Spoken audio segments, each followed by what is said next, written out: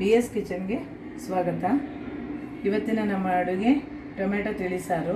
ಯಾವ ರೀತಿ ಮಾಡೋದು ಅಂತ ನೋಡ್ಕೊಳ್ಳೋಣ. ತುಂಬಾ ರುಚಿಯಾಗಿರುತ್ತೆ. ಹೇಗೆ ಮಾಡೋದು ಅಂತ ನೋಡ್ಕೊಳ್ತಾ ಹೋಗೋಣ. ಮೊದಲಿಗೆ ಕುಕ್ಕರ್ ಇಟ್ಟಿದ್ದೀನಿ. ಒಂದೆರಡು ಟೊಮೆಟೊ, 5ರಿಂದ 6 ಒಣಮೆಣಸಿನ್ಕಾಯಿ ಬ್ಯಾಡಗಿಕಾಯಿ ಹಾಕ್ತಾಯಿದ್ದೀನಿ. ಒಂದೇ ಒಂದು ಗುಂಟೂರು ಮೆಣಸಿನ್ಕಾಯಿ ಹಾಕ್ತಾಯಿದ್ದೀನಿ. ಒಂದು ಗೋಲಿಗೆ ಹತ್ರ ಹುಣಸೆಹಣ್ಣು,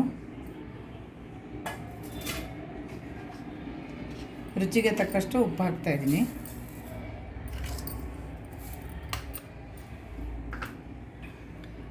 ಎರಡು ಲೋಟ ನೀರು ಹಾಕ್ತಾಯಿದ್ದೀನಿ.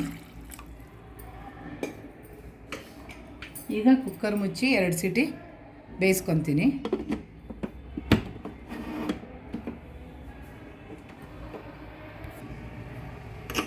ಈಗ ಇದು 2 ವಿಷಲ್ ಹಾಕ್ಸ್ಕೊಂಡಿದ್ದೀನಿ.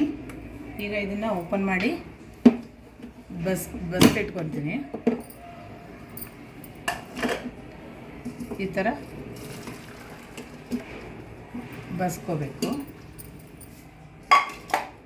ಇದನ್ನೀಗ ಮಿಕ್ಸಿಗೆ ಹಾಕಿ ರುಬ್ಕೊಂಡು ಬರ್ತೀನಿ.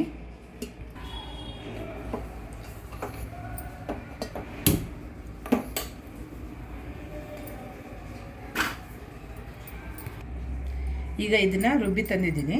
ಈಗ ಒಗ್ಗರಣೆ ಹಾಕ್ತಾಯಿದ್ದೀನಿ. ಒಗ್ಗರಣೆಗೆ ಒಂದು 2 ಸ್ಪೂನು, ಜಾಸ್ತಿ ಹಾಕ್ಬಾರ್ದು, 1ರಿಂದ 1.5 ಸ್ಪೂನ್ ಸಾಕು ತುಪ್ಪ. ಸ್ವಲ್ಪ ಕರ್ಬೇವಿನ ಸೊಪ್ಪು, ಸ್ವಲ್ಪ ಸಾಸಿವೆ,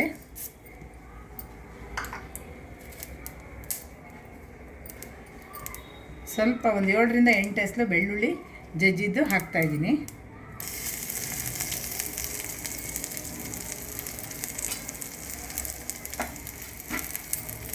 ಸ್ವಲ್ಪ ಇಂಗು, ಒಂದು ಚಿಟಿಕೆ, ತುಂಬ ಜಾಸ್ತಿ ಎಲ್ಲ ಬೇಡ, ಸ್ವಲ್ಪ ಸಾಕು. ಆಮೇಲೆ 1 ಚಮಚದಷ್ಟು ಜೀರಿಗೆ ಹಾಕ್ತಾಯಿದ್ದೀನಿ.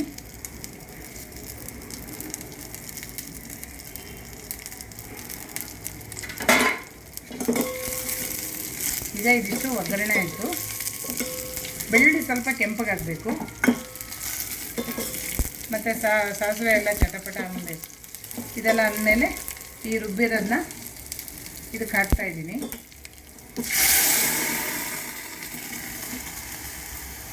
ಮತ್ತು ಈ ಬಸ್ತಿರೋ ನೀರಿದೆಯಲ್ಲ ಅದನ್ನು ಸ್ವಲ್ಪ ಮಿಕ್ಸಿಗೆ ಒಂಚೂರು ಹಿಂಗೆ ಮಾಡಿಬಿಟ್ಟು ಹಾಕೋಣ. ಹಾಕಿದ್ದೀನಿ. ಈಗ ಇದು ಒಂದು 3 ನಿಮಿಷ ಕುದೀಲಿ.